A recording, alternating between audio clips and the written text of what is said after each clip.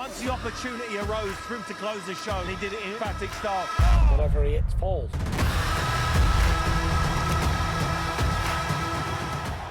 Oscar Bevis for IFL TV in association with MTK Global, with Dave Coldwell.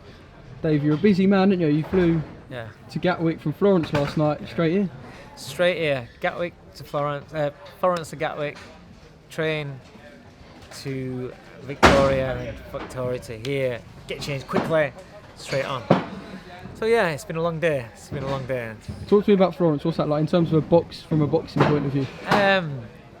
Do you know what? It was a good trip. It was a really good trip. It was a bit, it's only a 6-rounder and what have you for Jordan, but it was a big 6-rounder because it's the first fight back after a loss.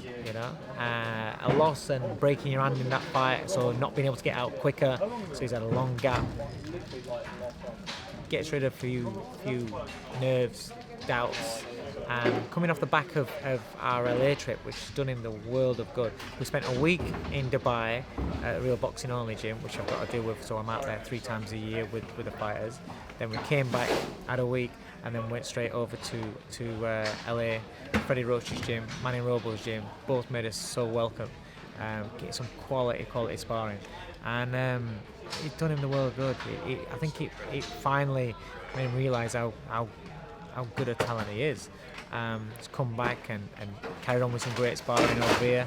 And then, he's gone out there and performed exactly how I want him to do. 6-rounders, you can think, oh, God, I want to stop this kid, Jordan's not a knockout merchant. Knockouts will come with his boxing ability, but when you go chasing for a knockout and he's trying to stand and fight, he's not really. He was not going to get the best out of his power that way. It's his boxing ability that brings out the power. And with the 6 rounds, the things that he was doing and defensively, doing a few things that we've been working on in the gym defensively, it was pulling him off in there. And I'm really pleased. For how he was. So it was a really good trip. And out before the end of the year once, yes. maybe. Yeah. And then sort of perhaps out once more, and then next year looking at big fights. Hopefully, it'll be a big fight at the end of this year. Hopefully, that's what we're trying for. If it comes off, if it doesn't, then it'll be an 8 or a 10 rounder. But we'll see. But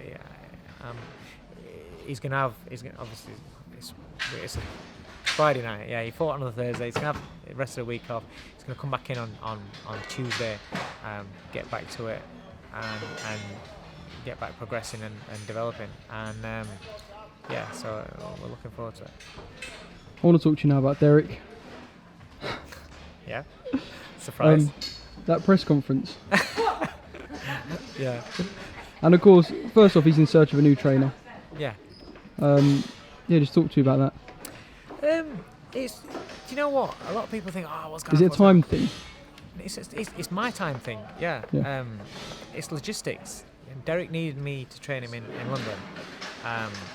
I have Jordan Gill, Anthony Fowler, Opie Price, and Jamie McDonald starting back in the gym on Monday. So I've got them 4 fighters.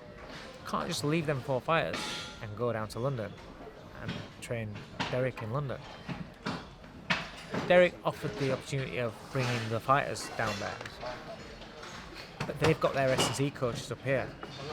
I'm in London, up north. Right, yeah. So it disrupts all their preparations for fights and things like that. But then also on top of that, I have a family, and so the reason why I don't train many fighters is so I can finish training my fighters, and then I'm done for 3 o'clock. I can go home, pick the kids up, and I'm with my kids, around my kids if they need me, whatever we're doing, football, music, whatever it is, I'm around. So for me to then go back to what I've done before in the past, where train my fighters up north, shoot back down to London, come back, shoot back, I can't do that. Health-wise, physical-wise, and time-wise, I can't do that. So there's nothing bad about it other than the situation is logistics, and I just can't do that. I can't. Do you have an idea who his next trainer might be? Some people are saying David Haight. Yeah, it won't surprise me. I don't know. Okay, and on the press conference rant. That's Derek. Typical Derek, that. Yeah, that's Derek. I don't think he, to be honest, he didn't know that he wasn't top of the bill. I think he thought he was top of the bill, and he got there. But do you actually think that? Because it was advertised, even the press conference was his Taylor program. So do you actually think he thinks that he wasn't top of the bill? I don't know. From what I've He was what top I of the told, bill. what he told me is that he thought it was main event, and he was pissed off about it.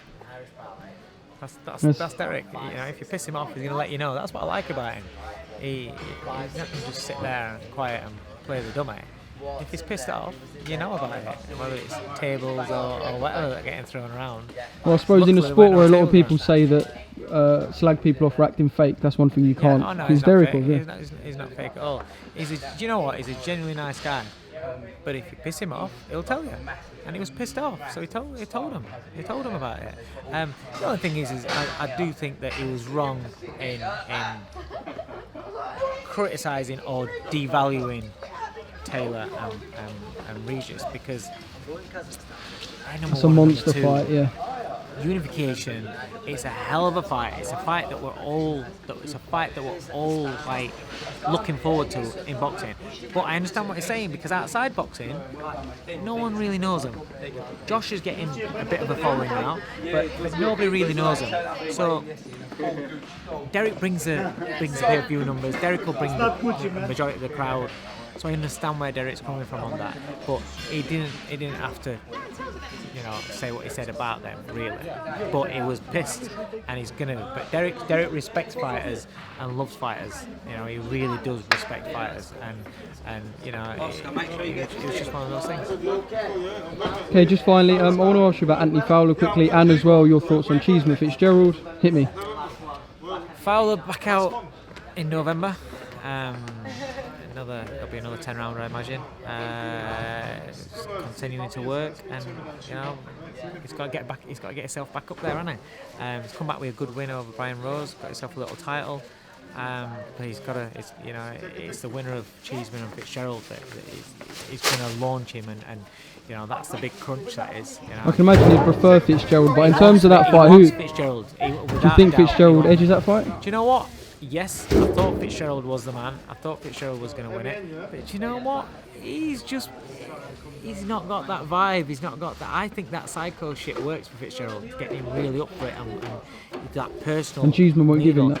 And he's not got that going. He just seems his normal self. And I don't know whether he can get himself up like he did for Fowler to give him that performance. And if he can't, Fitzgerald's just going to keep on coming, and then maybe Fitzgerald gets tired down the stretch, and Cheeseman turns it in his favour. So whereas I did think initially, I thought, Fitzgerald all day, now I kind of think Cheeseman. I kind of think Cheeseman can do this. I saw an interview with Cheeseman when he said that I slag him off or something like that, and I think, no, I've been in interviews. I've said that I think last year he was one of the most improved fighters in Britain. But then when he fights and he just stands there and lets somebody hit him, then of course I'm going to criticise him. But I'm not saying that he's shit. I'm not saying that he's not very good. He seems to think I don't think he's very good. I think he's a very good fighter. I think he's very, very tough, and he's game, and he's an absolute machine. But I just think at that next level, when you're letting somebody hit you all day long, it will have an effect on you. And that's just me seeing it and saying how it is. Okay, Dave Coldwell, I'm going to leave it there. Thank you for speaking to IFL TV. We'll catch up with you soon. Cheers, mate.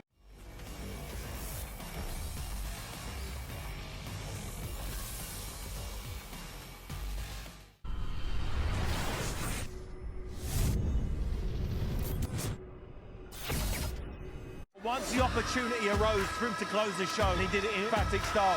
Whatever he hits falls.